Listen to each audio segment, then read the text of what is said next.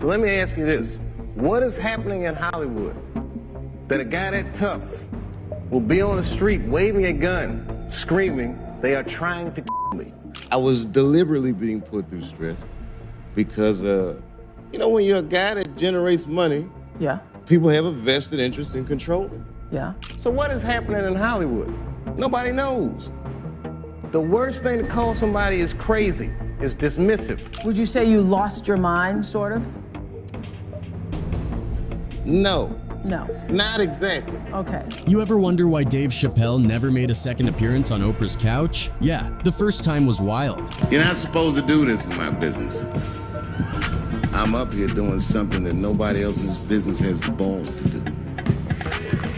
I'm telling you something that you need to know. Dave wasn't just cracking jokes. He went deep and pulled back the curtain on Hollywood, throwing out words like Illuminati and dropping some truth bombs about the entertainment industry. I don't understand this person, so they're crazy. That's bullshit. These people are not crazy, they're strong people. Maybe the environment is a little sick.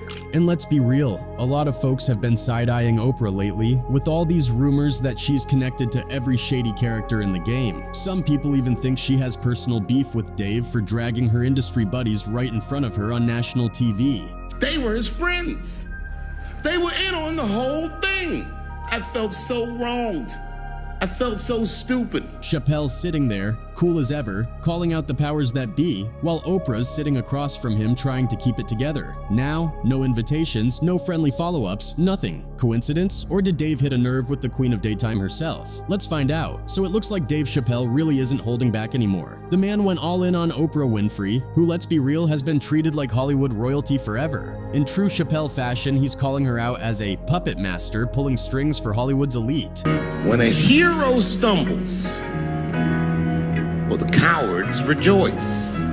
If you've been following Dave's stand-up journey, you know this isn't his first time throwing shade at the entertainment industry. Remember when he said, "I believe that they gave me a raw deal because this F industry is a monster." Yeah, Dave's been onto them for a while now, but coming for Oprah, that's bold even for him. What makes this juicier? Oprah once had him on her show, and they were all smiles and friendly vibes back then. But fast forward to his latest Netflix special, and Dave didn't hold back. He dragged some big names, Oprah and Kevin Hart included, saying they've sold their souls to Hollywood's elite for fame and money. They were his friends. They were in on the whole thing. I felt so wronged. I felt so stupid. But Dave also said that the public's perception of Hollywood is at odds with reality, and that it is filled with lovable people like Oprah Winfrey. Dave supposedly remarked that once you see their genuine faces, you won't be able to stand them since they are too diabolical to bear. He said, "It's the same monster that these Me Too bees was trying to tell you about, but they hate the monster for how it Fs, and I hate that monster for how it eats. But my God, man, it's the same monster." It's not just about Dave speaking the truth, it's about who he might have exposed in the process. Because if you start following the breadcrumbs, Oprah's connections to some of the most controversial and disturbing figures in the world are hard to ignore. These days, Oprah Winfrey is all over the news for the terrible things she's doing in the media business, and Dave is said to have expressed his frustration with the ease with which sugar-coated personalities like Oprah can move around. I don't know, it was almost as if this was happening deliberately. Okay, you mentioned a moment ago that you felt that there were some things that weren't socially responsible. Like what? Did you notice how Oprah was pointing toward Dave's downfall? And let's be honest, Dave was never invited to her show after that one single appearance, like she knew what she had done. And if you look back at the past, you will be reminded Oprah has been at the center of a number of controversies, from allegations that she engages in smear campaigns against her critics and sabotages their careers, to the more disturbing claims that she is involved in human tea. Oprah legitimized the notorious criminal Jao Tashira, aka John of God, as a miraculous faith healer, one who could cure cancer. Let's talk about Harvey Weinstein, a man whose name became synonymous with and manipulation. Oprah wasn't just some random acquaintance, she was often photographed cozying up to him at events, acting like his biggest supporter. So when some folks think of Oprah Winfrey, they can't help but think of Harvey Weinstein too. They've been linked for over 2 decades as friends. A lot of people argue that Oprah couldn't have not known about Weinstein's reputation, which has been shady since the 90s. When he faced all those accusations and cancellations, Oprah allegedly reached out to offer support, though her team denies it. But because of her longtime friendship and sympathy shown towards him, people wonder why Oprah would stick by someone like him, especially given his disgusting behavior. They had a really close friendship, and the photos make it seem that way. Some even believe Oprah might have encouraged actresses to get involved with Harvey Weinstein. Rose McGowan tweeted about it saying, "I am glad more are seeing the ugly truth of Oprah. I wish she were real, but she isn't. From being pals with Weinstein to abandoning and destroying Russell Simmons' sick victims, she is about supporting a sick power structure for personal gain. She is as fake as they come." Lizard. Another person who spoke against Oprah is singer Seal. He also accused Oprah of facilitating Jeffrey and Harvey. Oprah's name has floated around in conversations about people in Epstein's social circle, raising eyebrows about just how close she really was to the whole operation. I quit! Kiss my ass, everybody! Excuse me. Got a quick word with you? Kiss my ass. The nature of Oprah's allegedly purported relationship with Jeffrey Epstein is currently shrouded in a great deal of mystery, as can be seen from the conversation that has taken place online. Many people are under the impression that Oprah was involved in Epstein's choice of victims. There was even the possibility that the Floridian residents who accused Oprah of being a part of an organization that dealt with HT were right in their assertions. Later on, however, Oprah disproved all of these rumors that were circulating on Twitter, saying, "Just got a phone call that my name is trending and being trolled for some awful fake thing. It's not true. Haven't been raided or arrested," she wrote, "just sanitizing and self-distancing with the rest of the world. Stay safe, everybody." Oprah has tried to address Harvey Weinstein publicly, but it seems like she never quite gets to the heart of the matter. Some people feel she's more about protecting him than condemning his actions. Is the silver lining. And so I think this is a watershed moment.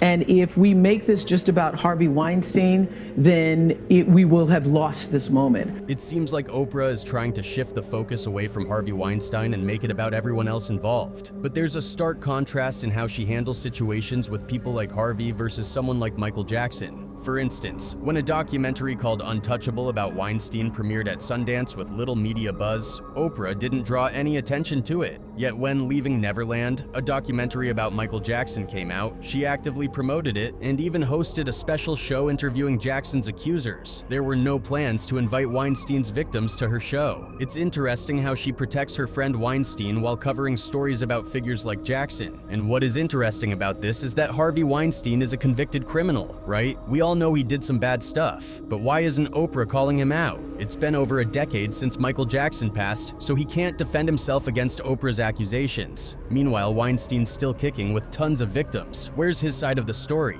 Remember when Oprah did that special after Michael Jackson's documentary? There's this clip from the show where it looks like Oprah's kinda justifying bad behavior. It was tricky to find because it seems like Oprah's crew wants to bury it. If you're 7 years old and somebody, which I was trying to say this to my friends who had children, you're 7 years old and someone is your, it feels good. Right. Even though you don't have a name for what that is.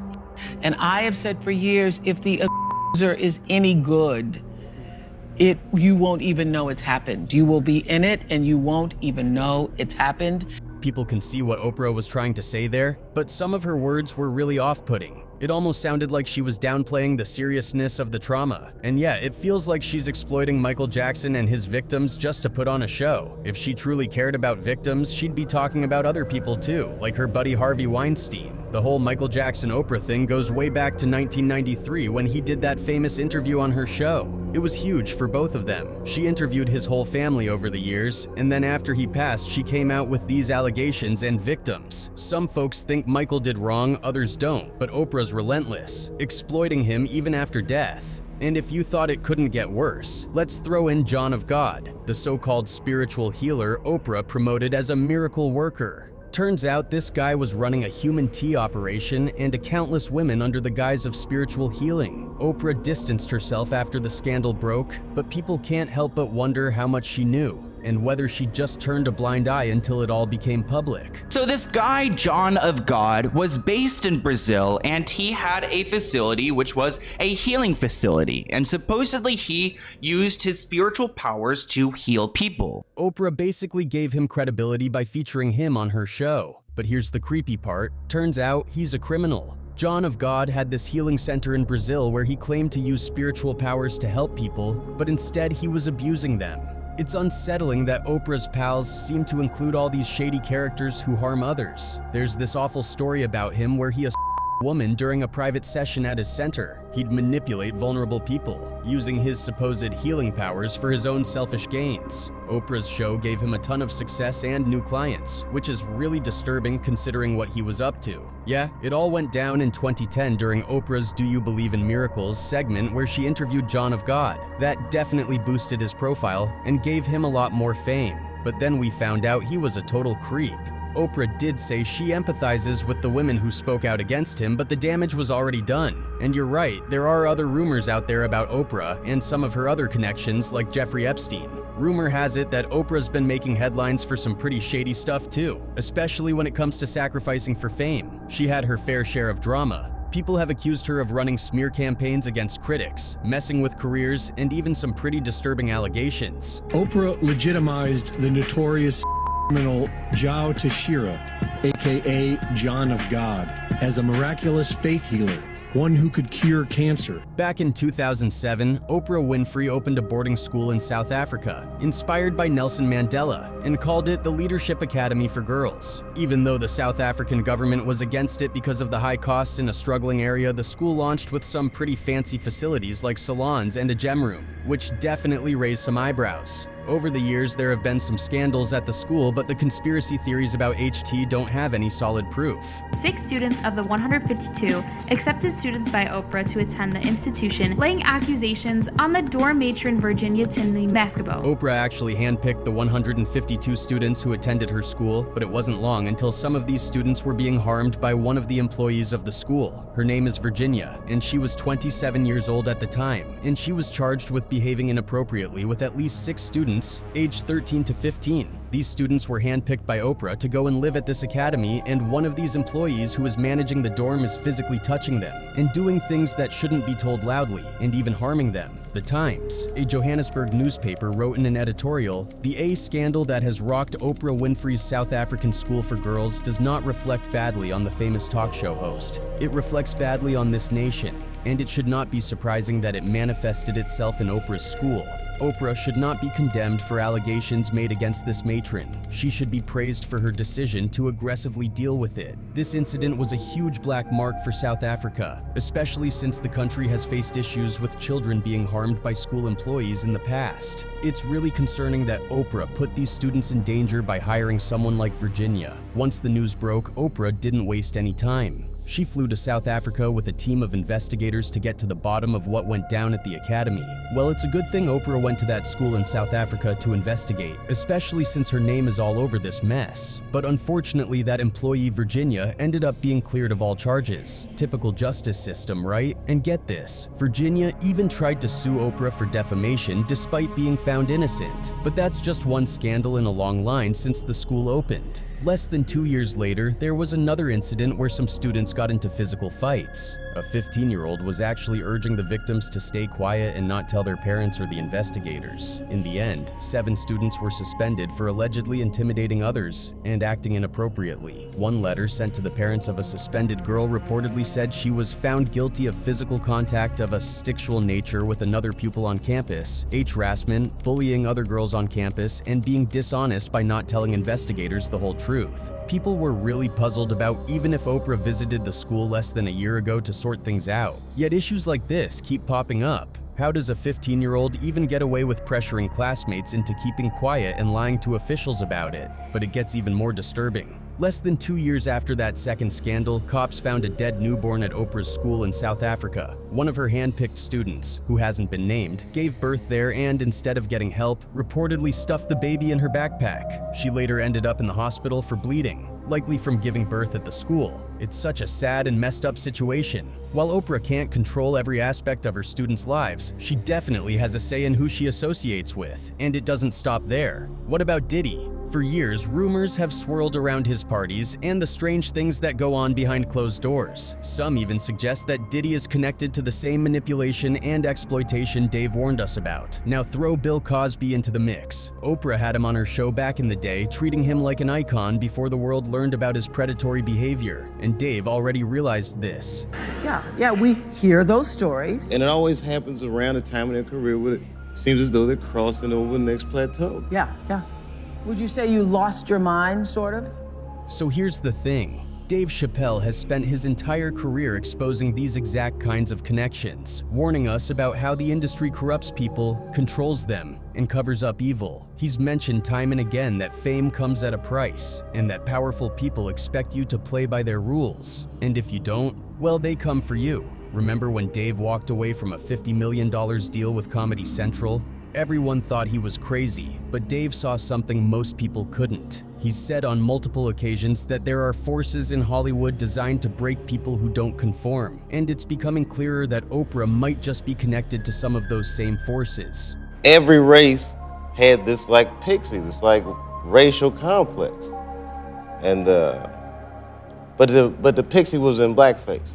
Now, blackface is a very difficult image. The fact that Dave hasn't been invited back to Oprah's show isn't just a scheduling coincidence. Think about it. He publicly aired out Hollywood's dirty laundry right in front of her. Some say it was disrespectful, but others believe Dave exposed a part of Oprah's world she didn't want anyone looking into. And that's not just awkward, it's dangerous. Many now believe Oprah's silence on her friendships with these fallen titans isn't accidental. Whether she's protecting herself or staying loyal to her powerful friends, it's hard to ignore the fact that she seems more interested in preserving her image than addressing the very real damage these men caused. And when Dave, with his unfiltered honesty, started poking holes in that world, well, it's no surprise he didn't get another invitation. It makes you wonder, did Oprah see Dave as a threat? They said, your fans will believe that you're a crazy crackhead by the time you get home. And my nigga got on a flight in LA, and by the time he got to Ohio, it was so. Did his words hit a little too close to home? Exposing not just the industry, but also her role within it? Maybe it's not just that Oprah didn't like what Dave had to say. Maybe she hates him for saying it in front of her and millions of viewers. At the end of the day, Dave Chappelle has always told us that the entertainment industry isn't what it seems. And Oprah, well, she's been right there at the center of it all, rubbing shoulders with powerful men who now stand accused of some of the most horrific crimes. So the question isn't just why Dave was never invited back. Because here's the thing, if Dave has more receipts, Oprah knows he could blow the lid off of everything. And in a world where even a rumor can send careers crumbling, having someone like Dave, sharp, unfiltered, and fearless, holding on to the truth is a dangerous thing. So instead of giving him another platform, Oprah shut the door. No invites, no friendly reconciliations, just complete radio silence. One person wrote, "That's why she was in Africa setting them little girls up. She will have a lot of explaining to do to God. Just sick." Another one added, "The FBI should be investigating Oprah and Spielberg instead of playing politics." And have you noticed? These days, Dave doesn't show up at many public events either. Maybe it's by choice, or maybe it's because the same people who were once eager to exploit his talent now see him as a threat. When he does make an appearance, you get the sense that he's saying just enough to keep us thinking, but never quite enough to get all the way in trouble. It's like he knows exactly how much truth he can reveal without blowing the whole thing up. And Oprah, she's just hoping he doesn't decide to go any further. That's it for today. See you in the next video. Until then, goodbye.